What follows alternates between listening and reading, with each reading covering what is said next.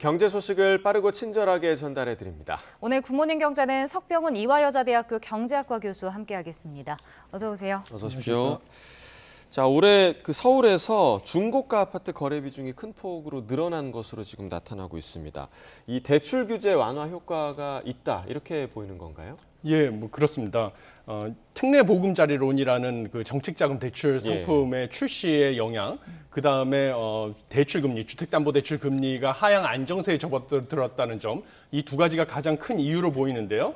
2023년 2월 이때가 특례 보금자리론이 판매가 시작된 시점입니다. 이때부터 최근 4개월간의 그 변화를 보면 특히 6억 원 이상 9억 원 이하, 6억 원 초과 9억 원 이하의 그 집의 거래 비중이 30.1%로 직전 4개월 대비 4.6%포인트나 큰 폭으로 증가를 했습니다. 근데 특례보금자리론이라는 것은 9억 이하 주택에 대해서 4%대 금리로 장기간 대출을 해주는 건데 소득의 제한이 없이 누구나 받을 수가 있고요. 그 DSR 규제, 총부채 원리금 상환 비율 규제라고 해가지고요. 뭐 주택담보대출이나 신용대출 모든 대출의 원금과 이자 상환액이 연소득의 40%를 초과할 수 없다는 이 총부채 원리금 상환 비율 규제에 예외 적용을 해줬습니다. 그러다 보니까 9억 원 이하의 주택에 대해서는 거래 비중이 30.1%로 큰 폭의 수요 증가로 특례보금자리론의 혜택을 받으니까요. 9억 이하 주택 구매 시에 증가를 했고요. 9억 초과 15억 이하의 주택 같은 경우도 지금 29.2%나 거래가 돼서 직전 4개월 대비 2.7%포인트나 크게 증가를 했는데 이것 같은 경우는 이제 갈아타기 수요. 기존에 9억 이하의 주택을 거주했던 사람들이 주택담보대출의 금리가 작년에 6에서 7%대에 이르렀는데요. 지금 3월 이후로 3에서 4%대로 하향 안정화되고 있습니다. 그래서 이제 금리가 낮아지니까 뭔가 갈아타기 수요로 9억 초과 10억 이하의 주택의 거래 비중 역시 29.2%로 2.7%포인트나 증가한 것으로 보여서요. 지금 중고가 가격대라고 하는 6억 초과 10억 이하의 아파트 거래 비중이 무려 60% 가까이 되는 이런 상황이 됐습니다. 네. 여기에다가 이제 정부가 이번 주에 또 대출 완화를 추진할 것으로 보이는데 전세 보증금 반환 목적으로 받는 대출은 규제를 좀 이렇게 낮추는 방안이 논의되고 있는 거죠? 예, 그렇습니다. 이것은 지금 역전세 위험이 전세가의 최근 그 가파른 하락으로 전세 그 대출 사기 영향 뭐 이런 걸로 전세 수요가 많이 줄어들었거든요.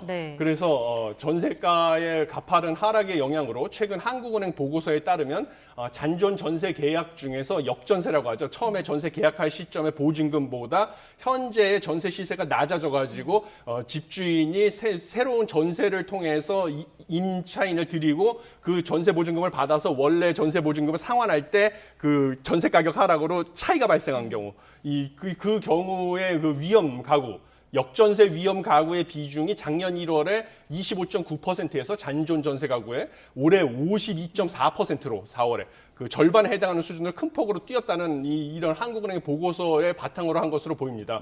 그래서 이에 대한 대책으로 아까 말씀드린 총부채 원리금 상환 비율 규제를 갖다가 전세 보증금 반환 목적의 대출의 경우에 한해서만 좀 예외 적용을 해주자라는 것을 검토하고 있는 것으로 보이는데요. 기본적으로 이것은 저는 반대하는 입장입니다. 이유는 사실 집주인의 절반 가량이 고령자로서 소득이 거의 없다 보니까 DSR 규제에 걸려가지고 사실 전세 보증금을 추가로 자기가 대출을 받아가지고 반환해야 될 경우에 문제가 생기거든요. 그래서 이것을 갖다가 도와주자는 취지인데요. 문제는 사실은 이것은 뭐 그동안에 무리하게 전세를 끼고 갭 투자를 해가지고 다주택자가 된 사람들을 결국은 그 사람들이 원래는 자기 집을 팔아가지고 전세 보증금을 반환해야 되는 것이거든요. 그런데 그것을 안 하게 정부가 대출을 할 수 있게 숨통을 틔워주고 다시 전세 시세가 상승할 때까지 시간을 벌어주는 거기 때문에 이것은 갭 투자를 무리하게 한 집주인들을 사실상 지원해주는 정책이라고 생각을 하고요. 그것뿐만 아니라 이제 새로 들어오는 세입자 같은 경우는 선순위 채권으로 그 집을 보유하고 있는 사람들이 그 차액만큼 대출을 받은 것이 자신의 전세 보증금보다 선순위 채권으로 잡혀 있습니다, 집에. 그러면 만약에 또 전세 가격이 추가로 하락하거나 집주인이 뭐 유동성 위기가 처해져 가지고 전세 보증금을 반환하지 못할 경우에는 은행의 선순위 채권이 먼저 집을 경매 처분한 다음에 가져가고요. 남은 부분에서 전세 보증금을 반환받기 때문에 새로 들어오는 세입자에게 위험이 전가되는 경향이 있습니다.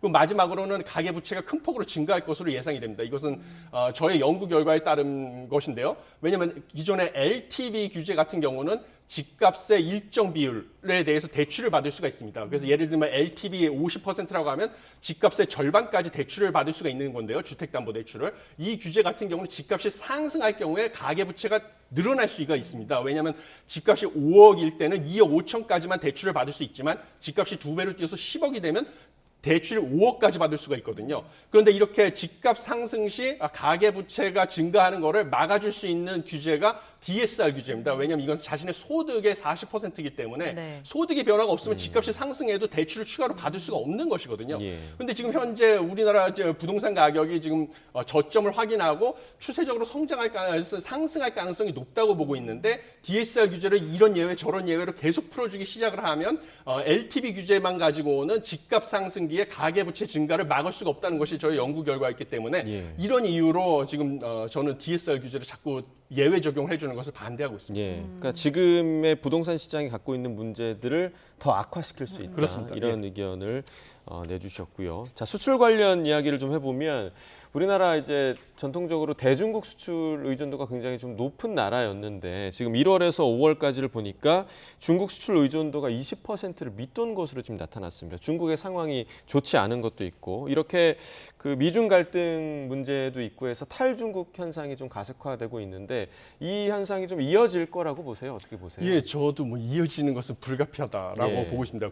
지금 탈중국 현상은 우리나라뿐만 아니라 뭐 미국, 뭐 유럽, 뭐 전 세계적인 현상으로 발생을 하고 있거든요. 예. 근데 이 탈중국 현상이 발생하는 이유는 첫 번째는 과거 미국 트럼프 행정부에서 리쇼어링 정책을 지원을 했습니다. 그러니까 생산시설, 중국에 있던 생산시설을 미국으로 가져오는 정책에 대해서 보조금을 주고 뭐 이런 식으로 지원하는 정책을 쓰기 시작하면서 탈중국이 시작됐고요. 그다음에 중국이 지금 뭐 1인당 원래 하는 아이 하나만 낳게 하는 인구 감소 정책을 써왔기 때문에 이 효과가 나타나서 지금 노동력이 급격하게 줄어들고 있고 이게 중국 내에서 임금을 상승시키고 있습니다. 이런 인건비 상승 요인, 그 이후에는 미중 간의 갈등이 지속이 되니까 결국은 뭐 미국의 동맹국 위주로 중국 내에 생산 시설을 놔뒀다가는 나중에 낭패를 볼 수가 있다 이런 생각이 돼서 중국을 제외한 인접 국가인 뭐 상대적으로 인구도 풍부하고 젊은 층의 인구를 가지고 있는 베트남이나 인도 쪽으로 생산 시설을 점점 옮기고 있거든요. 예. 그리고 우리나라 같은 경우도 그래서 예외가 아니기 때문에 1분기 수출 의존도가 19.5%가 됐는데요. 대중 수출이 이것은 2008년 4분기 이후로 최초입니다. 20% 아래로 떨어진 것은요. 네. 그런데 우리나라 같은 경우는 또 이것에 더해서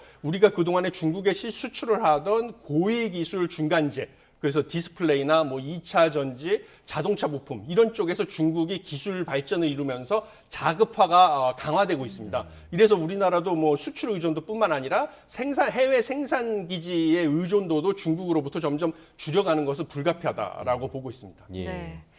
자, 그런가 하면 세계은행이 올해 세계 경쟁 성장률 전망치를 2.1%로 제시를 했습니다. 지난 1월에 전망한 수치보다 조금 상향 조정했는데 뭐 이거 말고도 눈에 띄는 점이 좀 있었나요? 예, 뭐 세계 경제 전망치 성장률 전망치를 뭐 지난 1월에 전망한 것보다 0.4% 포인트 상향 조정한 것은 좀 희소식이지만 여전히 올해 세계 경제 성장률은 2.1%로 작년에 3.1% 성장한 것보다는 1% 포인트 낮은 것이고요. 네. 그다음에 중요한 것은 선진국 경제 성장률도 0.7% 성장할 것으로 전망해서 작년에 2.6% 성장한 거에 비하면 큰 폭으로 하락을 했는데 이 선진국 경제 성장률이 떨어진 이유는 사실 유럽의 경제 성장률이 작년에 3.5%였는데 올해 0.4%로 큰 폭으로 하락할 것이 주요 이유가 됩니다. 네. 그 이유는 그동안 선진국들에서 인플레이션을 잡겠다는 이유로 금리를 지속적으로 인상해온 효과가 있고요. 그다음에 유럽 같은 경우는 러시아 우크라이나 전쟁으로 에너지 가격이 급등한 거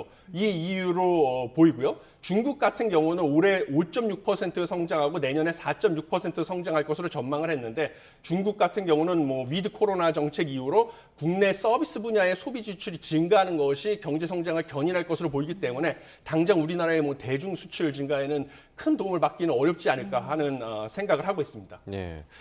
자, 마지막으로 해외 증시 소식 알아보면 지금 뉴욕 증시, 유럽 증시 모두 상승 마감을 했습니다. 어떤 요인이 있었을까요? 예, 두 가지 요인을 들 수가 있습니다. 지금 3대 지수가 소폭 상승세로 마감하는 첫 번째 요인은 지금 다음 주에 예정이 돼 있는 미 연준 FOMC 회의에서 기준금리를 동결할 가능성이 점점 커지고 있다라는 것이 첫 번째 희소식이고요. 두 번째는 세계은행의 경제 전망에서 미국 같은 경우는 올해 성장률을 기존의 0.5%로 예상을 했는데 1.1%로 상향 조정을 했습니다. 네. 이것이 결국은 미국이 성장 둔화가 예상보다 심하지 않아서 경기 침체에 빠질 가능성이 점점 낮아지고 있다라는 것으로 받아들여서 시장에서 이거 두 가지 호재 때문에 좀 주가가 상승한 것으로 보이지만요. 상승폭은 아직 미 연준 FOMC 회의에서 금리를 어떻게 할지를 지켜본 다음에 좀 추가 매수를 들어갈 것으로 보여가지고 상승폭은 아직 크지는 않다 이렇게 보고 있습니다. 네.